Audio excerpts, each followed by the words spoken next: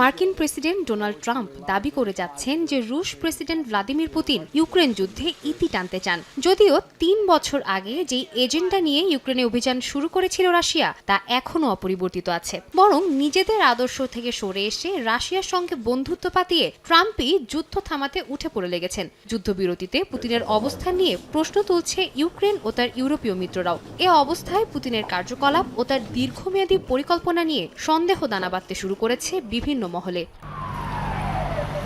পুতিনের শাসনামলে রাশিয়ার অর্থনীতিতে যে উল্লেখযোগ্য উন্নতি হয়েছে তা স্বীকার করতে বাধ্য সংশ্লিষ্টরা। তবে বৃহত্তর স্বার্থে তা অনেকটাই হুমকির দিকে ঠেলে দিয়েছেন পুতিন। নিজেদের ক্ষতি করে হলেও হামলা চালিয়ে যাচ্ছেন কিয়েভে। এবার প্রশ্ন ওঠে, কি সেই বৃহত্তর স্বার্থ? বিশ্লেষকরা বলছেন, সোভিয়েত ইউনিয়নের ভাঙনের পর রাশিয়ার ভূ রাজনৈতিক অবস্থা নিয়ে অসন্তুষ্ট পুতিন এবার বিশ্ব রাজনীতির শিখরে উঠতে চাচ্ছেন। ট্রাম্পের যুদ্ধ বন্ধের এই তাড়া কেবলমাত্র রাশিয়ার পরিকল্পনাকে সহজ করে দিচ্ছে। ইউক্রেনের মালিকানা বিষয়ে এখনও অনড় অবস্থানে পুতিন প্রশাসন। এই অবস্থায় যুদ্ধ বন্ধে পুতিনকে সাহায্য করতে গিয়ে যুক্তরাষ্ট্র ইউরোপ সম্পর্কও হুমকির মুখে পড়েছে।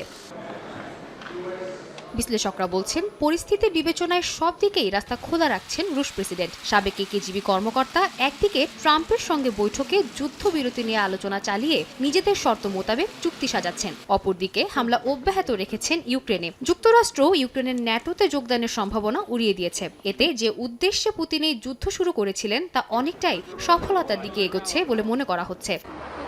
সিএনএনের এক প্রতিবেদন বলছে, ইউরোপ ও যুক্তরাষ্ট্রের সম্পর্কে ফাটল ধরিয়ে নিজেদের স্বার্থ সিদ্ধির কথা ভাবছে রুশ প্রশাসন। বিশ্বের সবচেয়ে বড় দেশ হিসেবে নিজেদের প্রথম সারির নীতি নির্ধারকের টেবিলে জায়গা করে দিতে চান পুতিন। সে উদ্দেশ্যেই ইউক্রেন যুদ্ধ বিষয়ে ট্রাম্পের সঙ্গে আলোচনা চালিয়ে যাচ্ছেন বলে ধারণা বিশ্লেষকদের। সাদিয়া তাসনিম, সময় সংবাদ।